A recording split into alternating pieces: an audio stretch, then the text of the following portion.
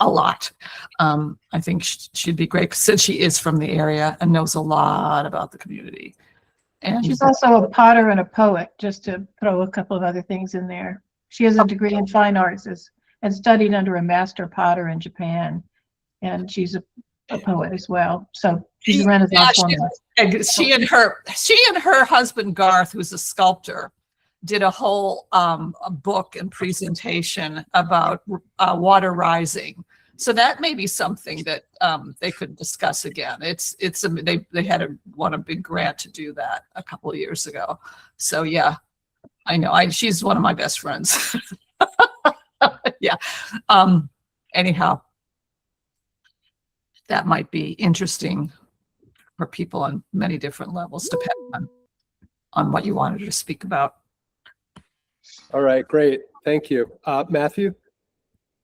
Two things. I like the idea of multiple speakers, as you say. It provides cover in case we can't get one keynote person. But just some clarification. When we say too political, what are we saying exactly? Like, what do we mean? Someone too forceful, too ideological? I'm just curious. I don't know. I kind of feel like someone who's divisive. That's obviously that's a very subjective term. Yeah. And I think someone maybe it's thinking about it more that someone who's very, very partisan. Right. So, that maybe it's a simple way of getting at it. Someone who's going to be attacking the other side in a kind of partisan way, which is kind of contrary to the way we've tried to present these issues and pursue them in the county. Right. I mean, we all have our very strong opinions as to political opinions, but we try to make this nonpartisan. Of course, yeah. And I think we do a good job of it. We may not be representing a wide range of partisan people within this group, but we are open to that. As long as we're talking about the issues and trying to pursue practical solutions, and we all recognize that these are immense problems, and we're not spending time debating that. I think that's kind of but I mean, let's discuss it more if people don't feel comfortable with that or they have other thoughts on it. Steve? Someone I just thought of is Tiffany Zazula. I don't know if anybody's familiar with her. She's from PACE and has done a lot of comp plan and also climate related stuff. She was one of the organizers of the Lula workshops that I did recently or a couple months ago in Hudson. And she's a great speaker for sure. Her last name is Zezula. Great. Yep. I remember her, Steve. Yeah. I think Kara had her hand up, but I want to just maybe a suggestion here is maybe we could get someone who's proposing these names, ideally, to write up a short case for them, or like basically a paragraph describing why they might be a good speaker. For the rest of us, I'm just thinking about how we go about deciding this. We'll take a vote, but or maybe we rank choice. Each of us the top three, and then we look at that. I don't know. I'm searching for a kind of a fair and thorough method for choosing a priority, list of priorities. Then we would go through that list and reach out to people, see if they're available. Brenda? So just to add to your mix in terms of determining who the speaker or speakers will be, that might also be a function of the work groups. We may or may not want to relate the key speaker to the work that we hope to accomplish in the work groups. Right. And perhaps, sorry. Kara, then Terrence. Well, I guess the other thing, this is for a keynote speaker, right? Yeah. But perhaps if we rank them and we vote, we may decide that some of them might be good for doing topical breakout sessions as well, right? Yeah. Possibly. Yeah. And the other thing, I just wanted to mention something really quickly with the nonpartisan sort of because we really want people to be on board we have town boards that are mixed all over the place in the county. So we're not necessarily having all town board members attend this, but going back with a really good lot of information that will be helpful to help some people, because some people have trouble persuading their town boards to support them in some of their actions. So the idea would be to just make this everybody can win with this situation, and we don't want to have anybody be too harsh about stuff politically. Yeah, I mean, I just want to add one thing. I mean, personally, and push back, I'd like to hear what people think. We're not debating, we're not going soft on the extent of the problem, and we're not debating any science or any anything that's well founded. That we're not opening that up. We're clearly about action, and we will be developing a cap that I think will be pushing for aggressive goals. Whether the county government, the Board of Supervisors adopts what we present is out of our hands. But I mean, we will put forward something that's based in science and reasonable, localized for our needs to the best of our abilities. But it's not going to be soft or compromised, in my opinion. That's not why we're here. So that's not what we're talking about. We're talking about divisiveness, specious arguments about the science that have are just there's no room for at this point. But that's kind of what I was thinking. But again, yeah, I agree, Dave. I mean, it's unproductive if people get into those kinds of go down those rabbit holes, and we don't want that. We want to be able to persuade people to adopt the plan, get every county supervisor on board. Yeah. I mean, that's the whole goal. Yeah. So, but without being soft, I totally agree. That's what democracy is anyway, persuasion. So as long as we Really? persuade people, That's what as far as I thought, know, too. that's what I learned. we're gonna try to keep that alive, keep democracy alive. Terrence. I was going to say the same thing as Kara did in the beginning there. It's just that I think if we get a great list of speakers, some of those speakers would actually fit really well into some of the breakout groups that we're still thinking about. We want to figure out a method for prioritizing. If anyone has a great idea here, speak up. I think we could ask people to write up a little bit more, or we could do our own homework. There are links for everyone here except for Will, who everyone may even know. But maybe that's unnecessary to do kind of a write-up to explain why whoever put forward these names thinks that they would be, a good keynote speaker. And then we could rank them.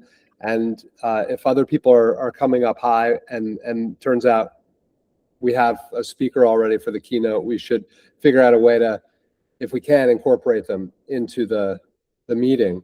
There is another option, of course, which is we could have the keynote and then we could carve out enough time to have a panel of, maybe a facilitated panel of three other speakers and take another 45 minutes or so if we feel like we have the time. We haven't been planning that, but we haven't decided anything yet. Steve. My question is actually for Brenda. I think Jen Metzger would be great, but I'm just wondering how the Board of Supervisors as a whole would react to her coming in from another county and whatever her political leanings. You're muted, Brenda. Okay, sorry. I would have to test the waters on that. I don't think that she's a political person. And I know that the supervisors that go to the NISCA, the county association meetings, know her as a positive leader, but I would certainly take the pulse on that. My question, and I, not for an edit, but just not for a blessing necessarily, but just to make sure that there's not any troubled waters. But my thought is, if I'm looking at these, I know some of these speakers, but I don't know, kind of how they rank locally, regionally, nationally. Are there some of them that would only speak as a senior speaker, and some of them that could, to Kara and Terrence's point, head work groups? And then the other thing is, are we asking them to speak on is there a theme or a topic, or are we just asking them to speak on their work and how it relates to our work? What do we ask them to speak about? I mean, Jennifer. I mean, Brenda's comment goes along with what I've been thinking. if we had at least a couple of sort of criteria, like what are we looking for? Okay. And in my mind, it's like inspirational, knows the local scene, you know, I mean, it would be good to have somebody who knows about Columbia County.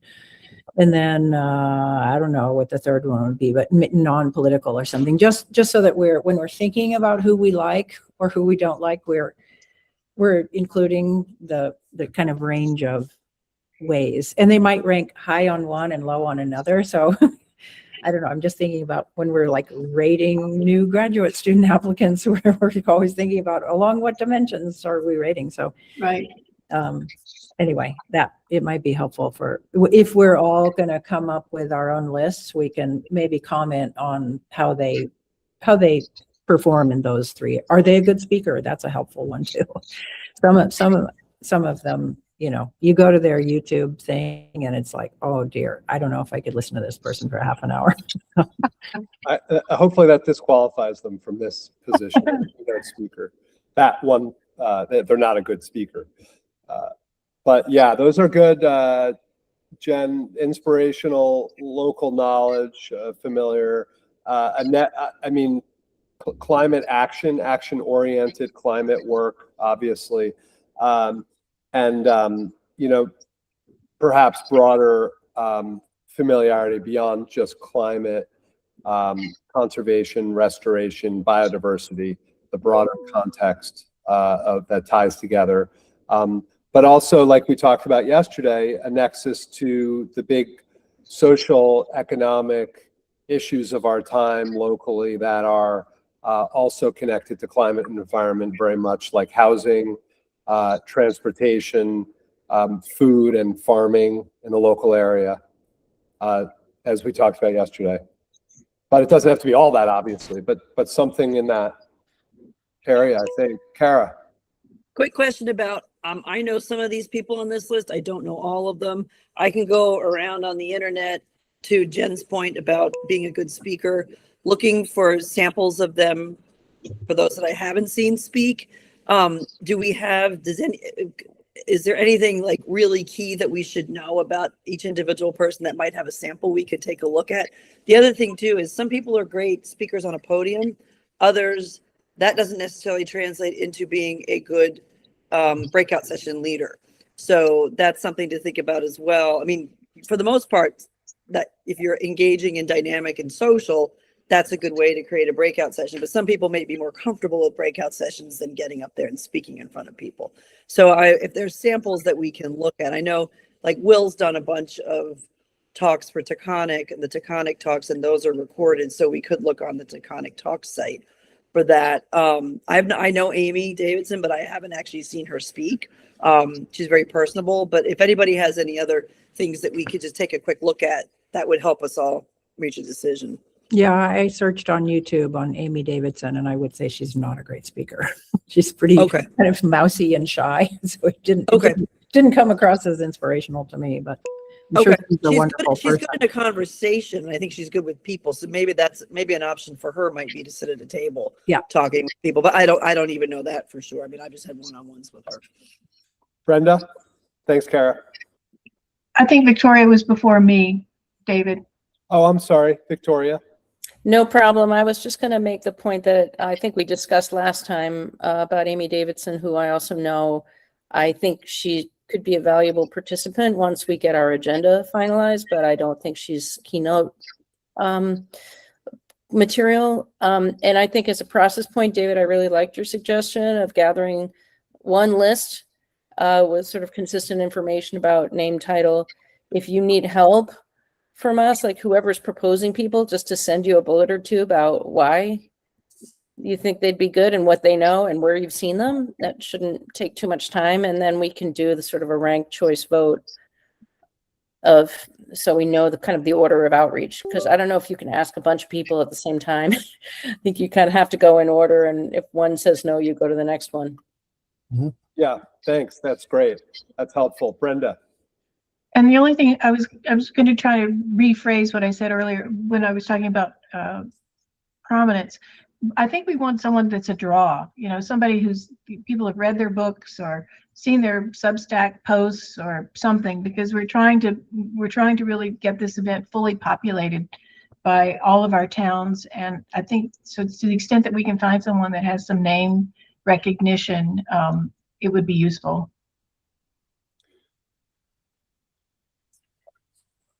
Okay, great. Elizabeth. Betsy. Did you guys already talk about Troy Welding? No, I don't think anyone's suggested Troy yet. I mean, like from the things that you were just saying a moment ago, David, I mean, you know, he hits all the notes. Is he a big enough draw? I don't know. That's for the group to decide. I think if you want to nominate him on the list and put forward an argument for him, that would be great. I mean, there's like some of these folks we all have heard speak many times. Will, Troy, I love them both. They're great. They're motivational. I'm motivated to hear them speak, but maybe we think about that as a criterion as well. Like, are they like fresh, and will they be a draw, to Brenda's point? You know, will they actually get people excited to want to come to hear something they maybe haven't heard before? Yeah. I'm not saying Troy is a bad choice or Will or anything. I mean, we're going to vote on it, but it's just something for us to all think about. Matthew. Just a question. I presume we don't have a budget to pay someone here. They'd have to do this for free, right? The speaker. We're hoping they do it for free. Okay. For the love of the game. For the love of the game. No, the only reason I ask is I just heard Robin Wall Kilmer speak, which she's phenomenal. She's a local hero. Certainly name recognition, but I don't know if she'd do it for free. She's pretty popular. I mean, we are going to raise money for food, so we shouldn't. If we can get someone and we need to pay them and it's reasonable and we can raise the money for it, I mean, we shouldn't discount that opportunity, that possibility just off the bat, right? She's also no, absolutely not. And but she is also quite forceful. She was very forceful in her last talk that I saw. So people may want to consider that, but she's wonderful and she's inspirational for sure. I've read her books. They're amazing. So They're amazing. Was inspired by that. Where is she? Where does she live? She's upstate. She's a little further upstate. So it may be out of her. I mean, she spoke locally. I mean, she does travel, but I forget. She's up by the lakes region. Yeah. That's not far. It's still the region. Victoria. Yeah, just an additional process point. I think as people are sending in their name suggestions, if we could also indicate, do you know this person? Would you be willing to support the ask? I mean, the ask can come from the task force leadership, but it would be good to make it a warm ask. If people say, hey, you're going to get this invitation, I really hope you come. Yeah, exactly. That's great. All right. So in terms of process, there are some names that were mentioned today. I think at least one that's not yet on here. We're going to put the names on here, additional names that come to mind. Please let Don know. And when you send in a name that's not on this list, if you could add some basic info, like their organizational affiliations, any links to them speaking, and also just a point or two about why you think they'd be a good speaker, or what in particular you think you'd be excited about hearing from them. That would be helpful. And then for the folks on the list who I think have had proponents or people who have suggested them, can we just get volunteers to do that? For like Brenda, could you do that for Jen? Great, thank you. Melissa Everett. I don't know who suggested Melissa, but if someone, I think a bunch of people know her. If anyone wants to take that on, that would be helpful. Again, not a lot of info, just like Carter Humphrey. Carter Humphrey recommended Melissa. Okay, someone just said they could do it. Was that you, Alexandra? Yes, I'm actually going to be speaking with her tomorrow, so I can, Great.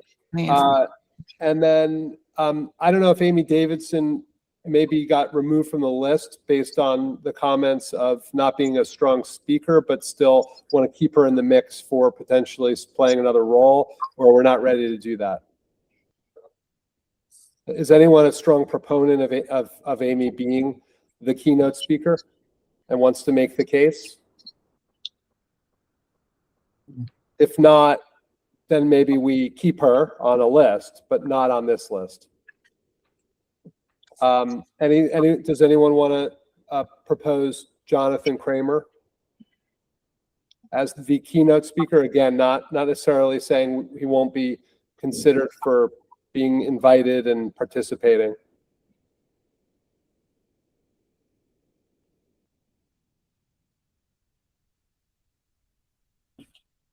How many people, Don, do we have on the meeting today? Are we 50%? I'm just wondering, Right maybe now, maybe the people that nominated these individuals are not on the meeting today. Yeah, that's a good point. Why don't we send an email out I asking think that'd be everyone on the better. task force to do this? If you have proposed someone or you feel strongly about someone on the list or adding a new person, please offer to provide, what the information that we just discussed, an argument in favor of them. And if we, after that, we get no one behind certain people, we can probably remove them from the list. Thanks, Brenda. Steve. I got cut off, so I might have missed, I definitely missed some of it. Did anyone, has anyone brought up Judith Enck as a potential speaker?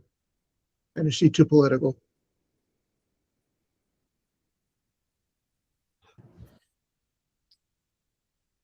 I'm Do you not wanna make- sure how climatey she is.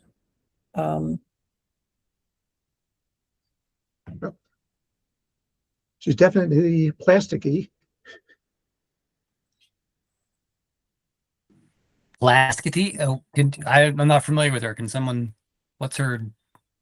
She Yeah. runs Beyond Plastics. It's and they definitely lobby for legislation in New She York. was a Region 2 EPA administrator during the Obama administration. Was that it? I think. Somewhere back then. Yeah.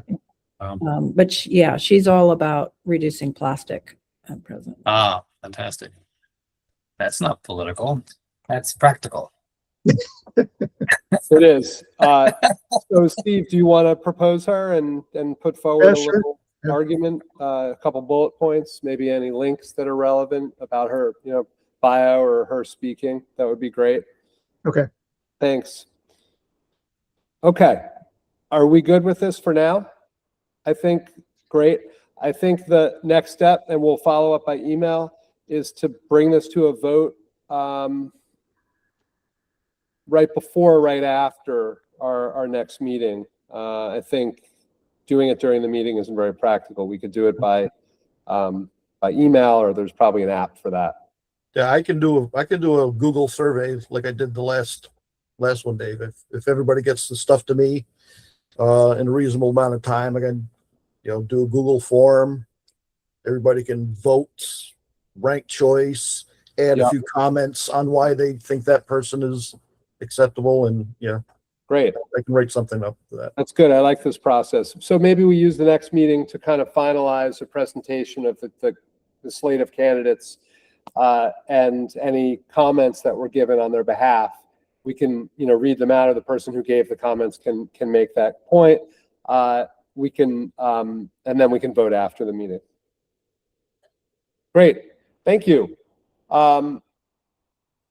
Breakout sessions. Now this is, we had does anyone want to summarize our discussion yesterday about the breakout sessions?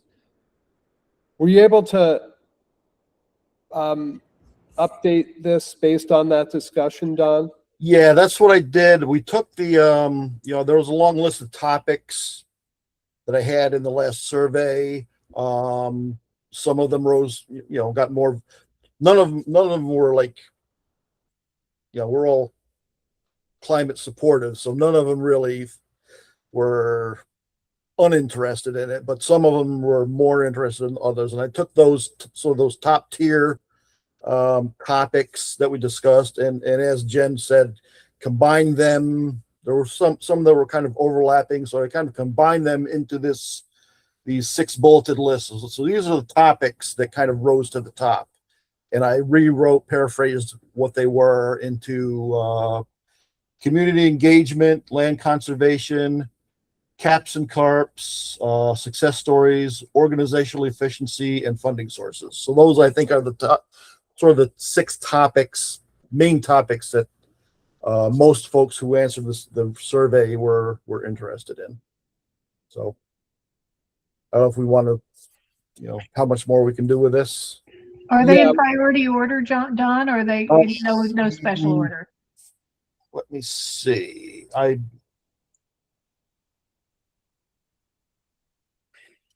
It's kind of While hard you're- to say since some. Yeah, well, because they were kind of combined, but they were all pretty high ranking. I would say, yeah. There was And by not a lot. organizational efficiency, that means thinking about different organizations in the region that work at, efforts on the same topic, but not lacking coordination. Yeah, so that was a combination of, how do we merge overlapping local organizations to create more efficiency, and also breaking down silos between the many groups working on similar spheres. So that was sort of how I paraphrased that topic, those 2 topics into one. Mm-hmm. Might that be clearer if it was organizational collaboration or, it is efficiency, but I think to Jen's question, it's a little opaque for somebody who's reading it without the support of this group. Right, or interorganizational. Right. It doesn't suggest whether it's like multiple organizations. Someone might misconstrue that as being like the task force wants to be more efficient. The idea, we haven't finalized how these how these breakout sessions will be held, but we would like to have prompts, maybe a short presentation to start, prompts that the facilitator or facilitators or presenters are prepared for presenting to the group, to get people talking, promoting discussion in the group, not just a Q&A to a group of experts at the front, and then a reporter who will be able to take detailed notes on what people are saying to capture everything that we can then summarize later back to the big group during the meeting, and also in a written format, more comprehensive written format that we can use, and we can even present back to the Board of Supervisors or use in other ways. I think that is what we discussed yesterday, but correct me if I missed anything or misconstrued anything. Steve. Can I propose another potential topic? And that's integrating climate into our comp plans. I don't know how many towns are doing that now, so we're doing it now. And even if you aren't doing it, you can retroactively integrate elements of climate change in your comp plan. That's a really concrete, that's a really good topic. Something very actionable that can have an impact. So it's great. I do think it might fit in that 3rd bullet somehow. Yeah. Victoria. Yeah, I was just going to say, I think we landed on a category of like planning and implementation that included town cap development, town CARP development, comprehensive plan implementation. I mean, Hazards mitigation. nested nicely into that category. Yeah. What did you call it? Planning and implementation? Planning and implementation.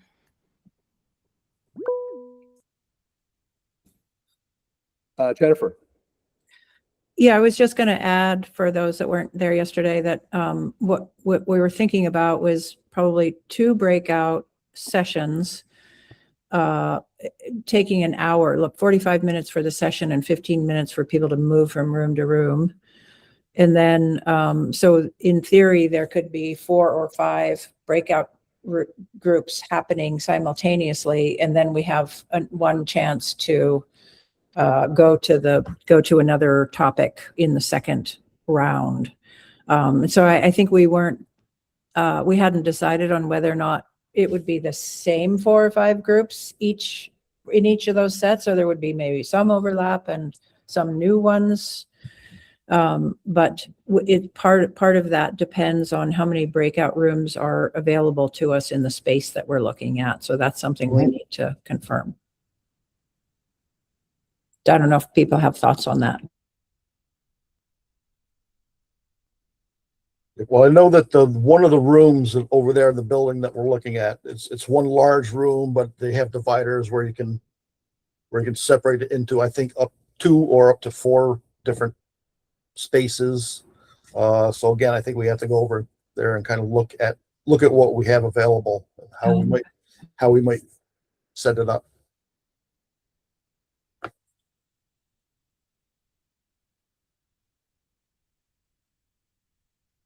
So we're obviously open to other suggestions or modifications or additions to these subjects.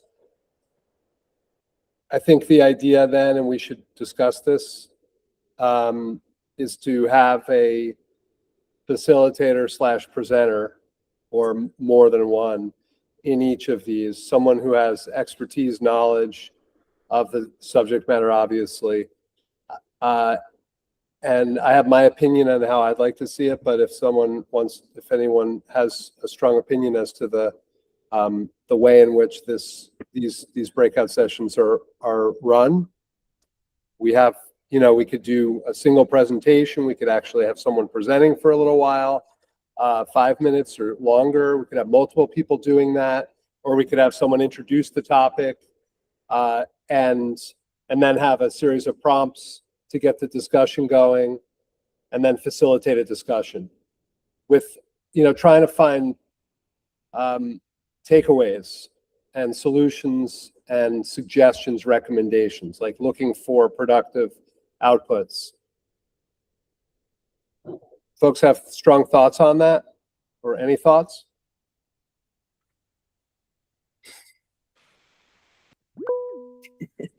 Sarah. I worry a little bit about having someone start off with giving a presentation, because inevitably, if you say 5 minutes, it's 10 or 15.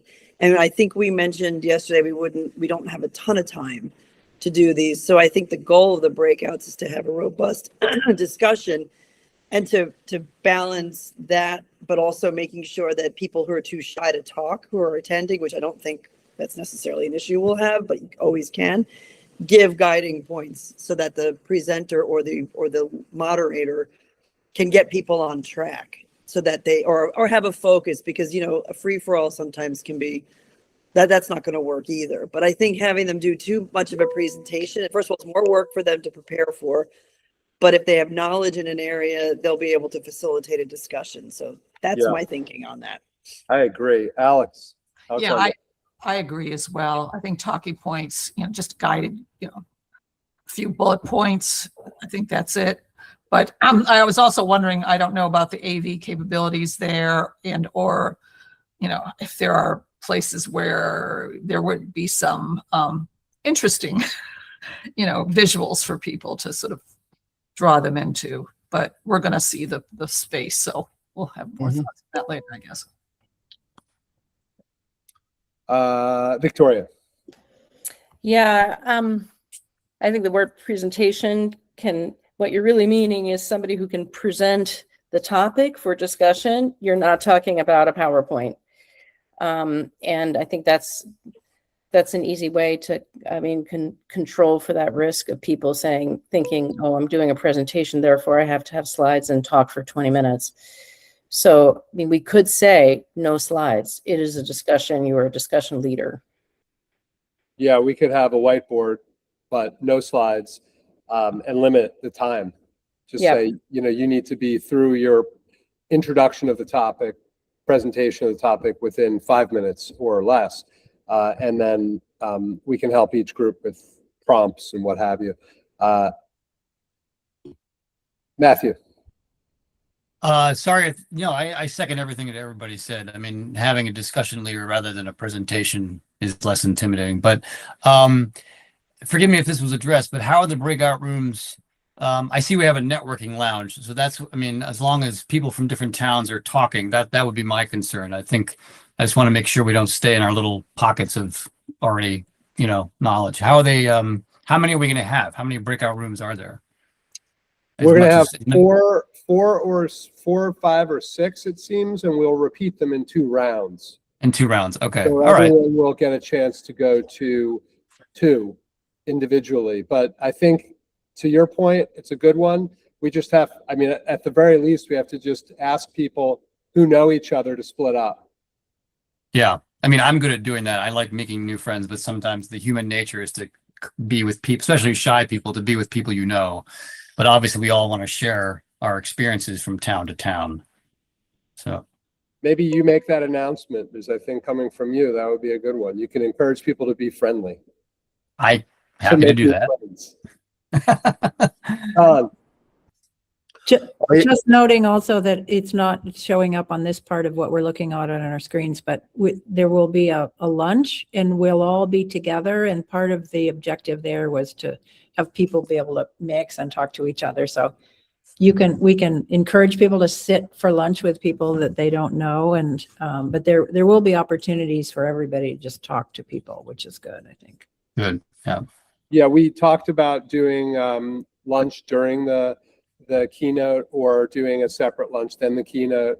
I don't know if we, as a group yesterday, arrived at it. My vote would be to separate the 2, so people have a chance to really talk, and then really focus in on what the keynote is saying. If people have any opinions on that, please let us know. Don. Yeah, just my recollection of the space that we're going to have available. There is an auditorium, which is, I assume, we would have our first keynote speaker, which is really not conducive to having lunch at. It's sort of, it's an amphitheater sort of design. And the breakout rooms probably would not have audio-visual capability set up. It's more like a, yeah, so that would be a very different space, unless somebody actually brought, if they want to give like a PowerPoint presentation, they would have to bring their own projector and screen, etc. So I think the breakout sessions that we're talking about are probably not going to be your traditional, here's my PowerPoint for 30 minutes and we have a 15-minute discussion after No one wants that presentation. So I think it doesn't sound like anyone's pushing for that approach. Yeah. It sounds Okay. like everyone's been talking about actually not having that. So I don't, not having the capability is an issue. Kara? Yeah, just like you said, a whiteboard, David, and then if there's a stand, another kind of easel that we can put up if someone has a map, like a big blow up billboard, not billboard, foam core board thing that they want to use, that would be a great sort of visual aid and guided discussion depending on the topic. I think that's what you limit it to. And that gives you something to look at if the topic warrants it, and then a whiteboard for any kind of comments and stuff.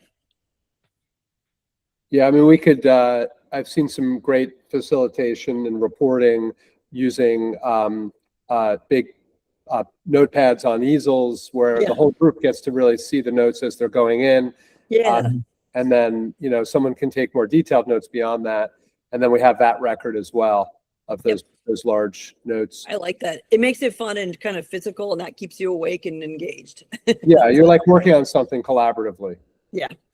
Yeah. Well, and if there were paper pads, those large paper pads with Post-it tape on them that could be lined up on the wall, and then packets of Post-it so people can post their notes, saves writing time and also it's fun and energized. And then we can just take photos of those. We have a record. So, we're going all analog here. We're going old school. Anything else?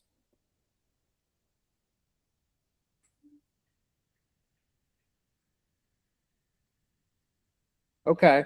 So I think we have a pretty good idea as to how these breakouts should go. And then we're going to need to come up with, facilitators. I think that's kind of what the role is. It's not a presenter. You're presenting the ideas. The facilitator should have a knowledge of the topic, ideally a good knowledge of the topic, but they're there to really facilitate a discussion. Now, some of these would require more information than others, like success stories. We if we just kind of left it up to going around the room, it might fall flat. You know, we may have to prime the pump a little on that and make sure we have people in the room who can actually talk about success stories. I don't know. Some of this may require a little more work than other. You know, if no one in the room knows anything about funding sources and they're all there to learn, you know, it's going to be, DEC, I think, has something coming with, and that could really, so the facilitator really needs to be aware of what's going on in the area to be able to, but some of this is really presentation focused, like someone's coming to learn about funding sources, you know, they want information, and some of it is discussion. Like, yeah, there are multiple people in the room who might have ideas of funding, but so these are slightly different flavors of breakouts, you know.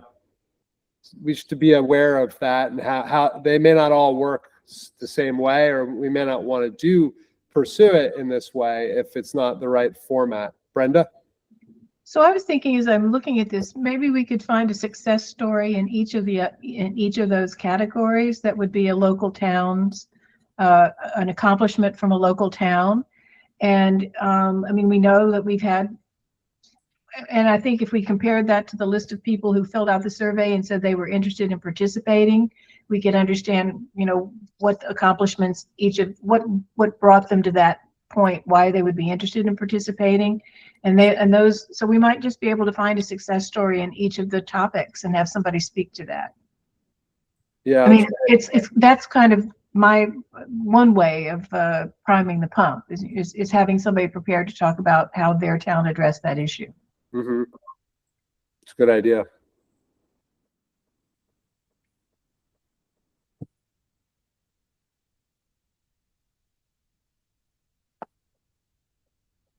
Okay. Is there more than one? Is New Lebanon the only silver committee town certified, or do we have another silver certified? Austerlitz. Austerlitz, okay. Yep.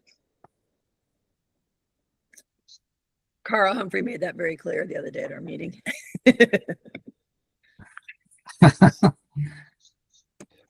If folks have other thoughts about other topics or tweaks on these topics, please email us, send them in to the group, to Don.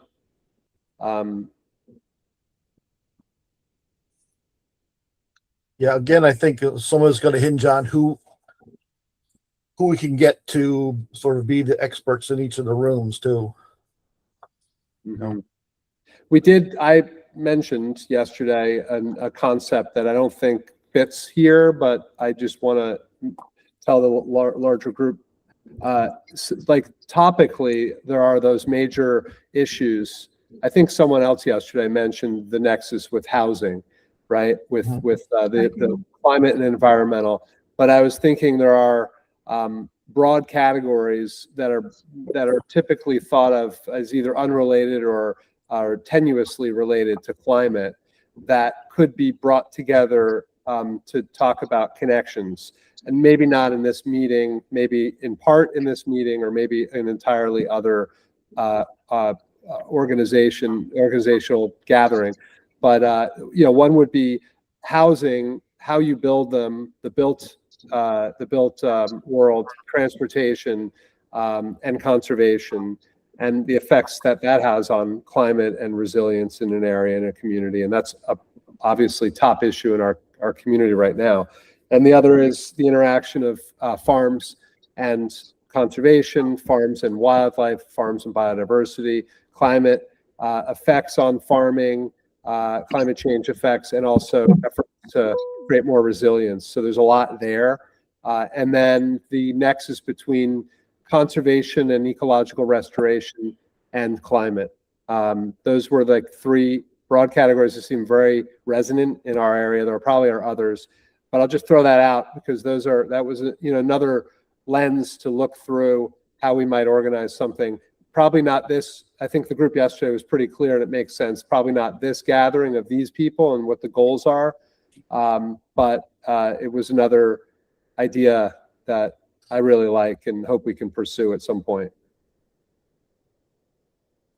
So I just want to throw that in there. Any other thoughts? Okay, so moving forward, I think we have a good idea as to how these will be structured. And I think we'll want to really narrow them down and refine these topics along with proposed facilitators by the next meeting, so we can start reaching out to people. If people have ideas as to good facilitators for any of these topics or other topics that might be popular, if we can't find a facilitator for one of these topics, or we just don't think there's enough there, then maybe we do go a different direction, right? We're not going to put forward something just because it's a good idea if we don't feel like we can staff it and populate it with a robust discussion. Victoria. Do we know, I thought that when we did our Google survey, you had to say if you wanted a topic, if you were able to speak to it. Yes. So do we already have some of that information about who Yes. can lead stuff? Okay, good. Yeah, I haven't compiled that. That's next thing on my to-do list is to compile that list of volunteers. Yes. Cool. Brenda. As I was looking out the window and looking at the flooding across the street, I'm thinking about towns' responsibilities to upsize culverts and infrastructure to deal with climate issues. And I'm wondering if that would fit into any of these categories, or if that's more a function of the group that we put a pin in for future conversations. No, that's a good one. It features Gaps and burps, implementing actions. Yeah. It's Yeah. certainly part of resilience planning and hazardous mitigation and it's expensive, I can tell you. I mean, Yeah. we're working with Trout Unlimited to upsize a couple of culverts, and these are costs that most small towns can't bear without assistance. So they require, multi-year and long-term planning. So just a thought. And I think that might reach a different group of people that are thinking about, well, practically speaking, how do we manage these issues? They might not just come to a climate summit, but they might come for that topic.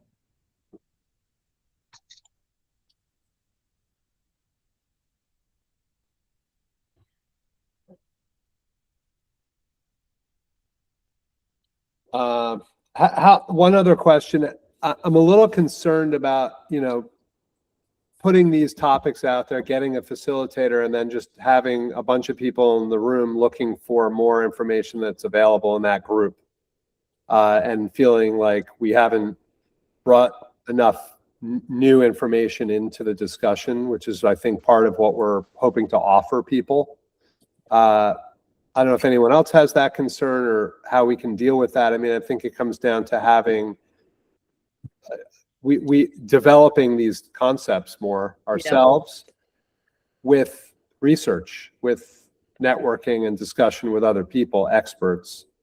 Yeah, I had the same feeling, Dave, because I was like, I think we're going to have to do more work to get these individual breakout sessions up to speed. And maybe, what about if people want to, maybe we do a little subgroup for each topic among us, and then we do a little, dig in more deeply and try to come up with an outline with data, and then maybe find some people, reach out to our towns. And well, I mean, we could do this together with the whole group, be like, well, who had success or a problem with this? Because it's almost good to have somebody come up who had a problem, solved it, but then also had a success, or maybe didn't solve their problem and why, and then brainstorm about that. But we've got 6 key topics here. If maybe we get about 3 of us each on, like, divide it out. How many members do we have total on the county task force? Is it like 20? Is it 22 official members? Yeah. So maybe we could get, there'd be some overlap, but get some people who are interested in a certain area and had experience with it, and they can work together in little subcommittees. Yeah. And we're going to need to do the work somehow. Yeah. Victoria. Yeah, I really like Kara's suggestion. I think that will also be the way that we can figure out which topics actually have enough sort of substance and ideas and resources to share. I think a really good next step would be to develop a draft agenda that we can react to, because we've had a lot of discussion about the shape of this. And so I know, Don, you've been sort of tracking this all along, but if we can, maybe the planning group could work together, or a subgroup of the planning group, on an actual draft agenda, and then we can send that around and then have a discussion, have people volunteer to flesh out the various discussion topics. Yeah, that's a great idea. Both great ideas. Deborah. On that topic, I'm just wondering if maybe the idea of, you know, the show me the money or funding sources shouldn't be a separate breakout group, and should be more tied to the individual groups that we choose. Like if you were going to do something about culverts, you know, what are the funding sources for that, or cart plans, or, you know, so that it's tied to something very specific, because otherwise I think you're right. We're just going to get, well, DEC has this, and, you know, this. So maybe that's a suggestion.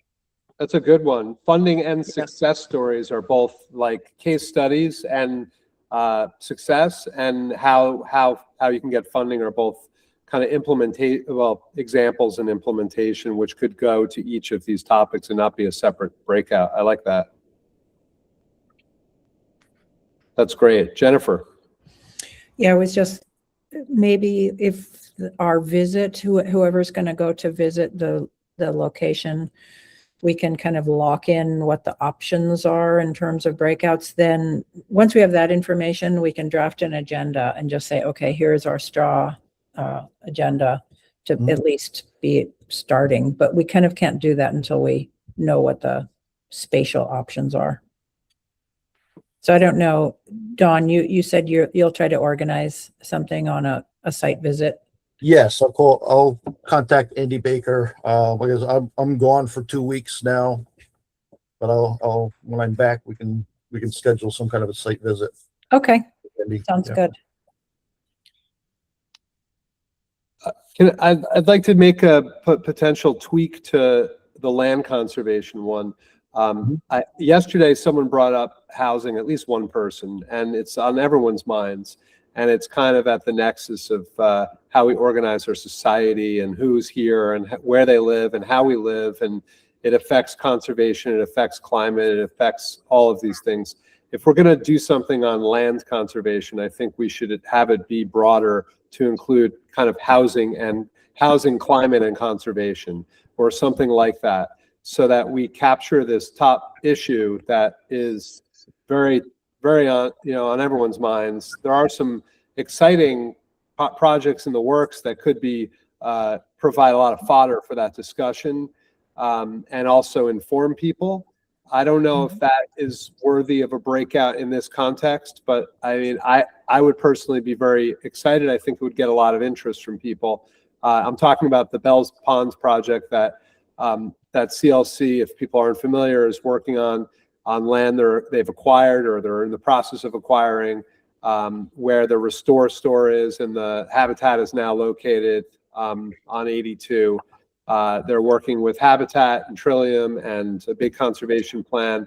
If they go forward with this, it will lead to a lot of affordable houses being built right there, along with big public conservation. Terrence, perfect person to pop up. Yeah, thanks, Dave. I think I'd probably mentioned this yesterday, and yeah, I can see this being, interesting both from how the affordable housing will be built, because it's going to be very conscious to be both like cost effective, but also energy efficient.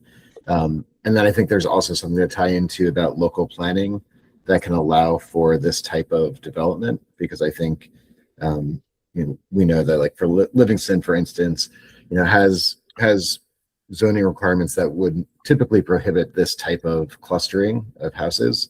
But I think this project is an example where you can achieve both conservation, like affordable housing, home ownership, and kind of environmental upgrades. So I think there's a lot to dig into with this project. And I can also circle back, because I do have ideas both for how I or some of my coworkers could facilitate or join in conversations, and ideas for other facilitators as well. Great. Thanks. Steve? New Lebanon was chosen for a room enough for both. It was called Project Conserv. Sorry, something in the background. Basically they did an analysis of how the town could bring in new housing while emphasizing conservation at the same time. This lady that I mentioned earlier, Tiffany, was part of that as well. So she could, in theory, give some presentation about that. Yeah, I mean, the concern about doing this is that it gets us too far afield from the topic, but I mean, so the challenge might be how to have a productive conversation that's useful. Hey, Aaron, it's Brenda Adams. It's about 11:10. We have a tree down on 295 in Queechee, and Harry has got another tree, is working on another tree. Just wondered. Film at 11. Brenda, you're not muted. I'm so sorry. But the tree is down. We all know that now, and you're doing your job, so we appreciate that. She sounds like a great dispatcher, huh? Yeah, really. All right, I think we're ready to move on for now. This is a good discussion. We'll continue to refine these, but how are we going to get these topics built out, researched? I mean, Kara proposed that people, we could put an email out with the topics as they currently are, if we feel like they're refined enough, and these are the ones we really want to go with. We could ask for 2 forms of feedback. We could say, do you feel like these, I think 4, if success stories and funding are kind of components of, maybe. And then we could ask people on the full task force by email, or we could even have people vote. I don't want to create more work for you, Don, but just to force people to actually put their information in a quantitative way, it might be helpful, and propose alternatives, and then and which groups they would be willing to participate in for helping to flesh them out. Dave, can I also make a suggestion that because sometimes like I may not go back to your council, whatever, your climate smart task force members, your other, colleagues on your task forces or your CACs, because there could be some, I don't remember everything that we've done, and, definitely collaborate them. And you may decide that somebody on your other committee members might be better suited to help facilitate a meeting or something. Because I think I'm meeting this Saturday with mine, so I'm going to go over these with them and see what they think, and if they have any input that might be helpful. Yeah, it doesn't need to be someone on this task force that's helping organize this. If there's someone that really knows a lot about implementing planning and implementation, they've done a lot of that, and they're not on this task force, we should try to rope them in. Victoria? Yeah, I think in terms of thinking about how to move forward on the substantive agenda. So we've seen the results of the survey. Thanks, Don, for compiling all that. I think we had an action item coming out of yesterday's meeting, which would be to put on paper how we were thinking of clustering the topics. So what were the high-level themes? And then what are the topics and the requested topics in the survey that fit under each of them? And we've further elaborated that today with a great suggestion of integrating funding and success stories in each. And I think maybe, Don, if you could take a stab at that and then send it around. And then the to-do item for all of us is just to say, where is your energy? Where can you help? And then in parallel, we're answering the logistical question about what are the breakout rooms. And then with that information together, we can create a draft agenda. I think that sounds good. Any other thoughts? Plus requests for suggestions on Keynote. And if you are going to suggest someone, give us a little write-up on them. Exactly. We can do all that in one email. Don, if you could make it clear on the subject that we need feedback, from people, just so they don't not read it or meeting, you know, so we actually need feedback, maybe a deadline. Okay, thanks all. That's it. Oh, food, we can probably talk about that next time. I don't think we need to get into that now. So let's put that Yeah, on. again, I have to contact Andy. There may be, college has a contract with a caterer, so we may just be required to use them. I have to another conversation with Andy to find out about that. Okay, great. Thank you, Don. And sponsors, I think we can wait on.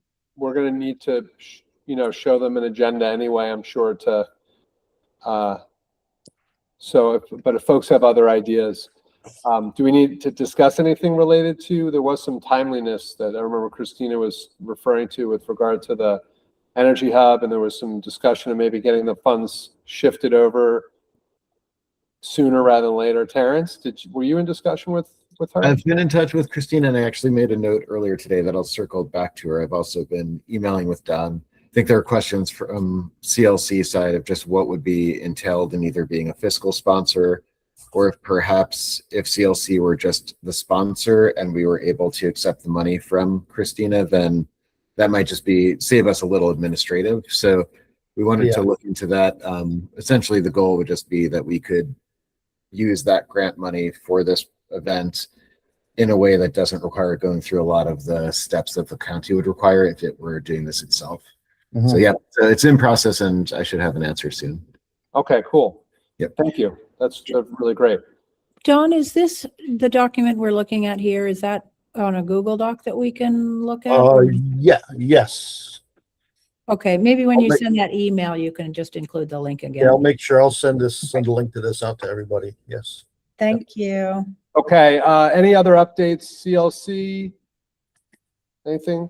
Only that if anybody hadn't seen that we are looking to hire a community and community projects manager this fall. So we've had that application open for the past month. It's about to close later, I guess, on the 1st. We've gotten a really great response, both regionally, nationally, but locally as well. So we're going to be doing those interviews, and I hope I get to I hope I get to introduce that person to this group in September. Yay. That sounds great. The Clean Energy Hub, Christina, I don't know if you're on. Christina is not on, and Lindsay is not here either. So Okay, Kara, did you want to say something about CLC? No, just, I don't know if we're on this yet, but the EMC, just a quick update that thank God for, and by the way, thank God for Don Meltz in general, because honestly, like what he does here is phenomenal. And then when he called me to tell me that he could actually now work with us on the EMC, it was like the clouds parted, there were angels singing. We are now a reorganized, re-energized EMC. And we are also, because of Don, really focusing on our mission, which there's a lot of things that we're required to do under state law that we've gone through and we're highlighting, and but we are going to be working on, we are required to, which we haven't done in the past, but working on an open space plan. So, you know, the integration with you all has always been a little strange. Like, what does the EMC do versus Climate Smart? We have a little bit more restrictions because we operate under state law, but just to let you know, we want to do more, and we had a meeting on Monday night that I think really made a lot of the members feel re-energized. So stay tuned on that. One of the things that will be involved is using CLC's plan to conserve Columbia County. So all of these things that you talk about, protecting wetlands and blah, blah, blah, and planning boards, stay tuned for more on that. And I think having some of the members join with this climate summit makes a lot of sense. So I will, and thank you, Don, again and again and again, and for past. Nice. Okay, great. That's good to hear, Kara. Thank you. Sorry I skipped over the MC. I didn't mean to do that. Soil and We water. haven't had anything to report up until now, so Right. I'm not surprised. Soil and water. Dylan, I don't know if Dylan's on. Dylan's not here either, Dave. Okay. CCE, anyone from Cornell on? No. Okay. Any other local updates? There are a lot more wetlands to report on right now. So that's one update. I did How have a do you- quick question. Are people having anybody use, oh God, now I'm forgetting the name of the grant that's due, like, was it next week or Friday?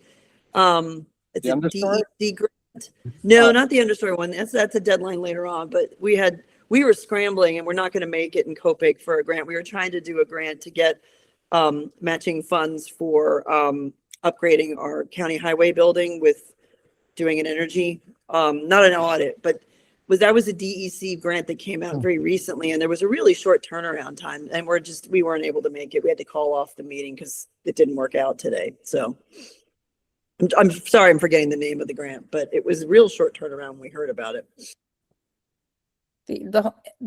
Every single grant under the CFA seems to be due this Friday at 4 p.m. Yeah. Yeah, it was really frustrating, and we really worked hard and scrambled, but we just couldn't make it. That is a bummer. Sorry to hear that. It would be a failure that we can talk about at the climate meeting in January. Yeah, and I mean, it's funny. They announced the grant, and then like a week later, sorry, the window for asking questions closed. We were applying for money from the Smart Growth Program to rewrite our zoning based on the just passed comprehensive plan in Canaan. Oh, wow. Yeah. Well, thanks. Okay. Anything else? All right. July 29th, 2026. That's the end. We will, of this meeting, we will reconvene in September, early September. We've got some things to do in between, but hope everyone's enjoying their summer. I hope we continue to have a pretty moderate summer weather-wise. It's been good so far. We'll see what happens from this storm. Well, I guess we had a pretty wicked storm a week and a half ago too for a lot of people in the county, and people are still cleaning up. So I hope everyone stays safe and enjoys their summer. We'll talk soon. Thank you all. Bye, everyone. Thank Bye, you. everyone. Thanks a lot. Thank you.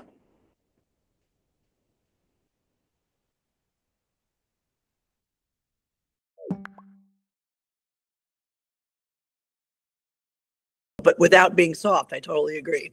That's what democracy is anyway, persuasion. So as long as we Really? persuade people, That's what as far as I thought, know, too. that's what I learned. We're gonna try to keep that alive, keep democracy alive. Terrence. I was going to say the same thing as Kara did in the beginning there. It's just that I think if we get a great list of speakers, some of those speakers would actually fit really well into some of the breakout groups that we're still thinking about. We want to figure out a method for prioritizing. If anyone has a great idea here, speak up. I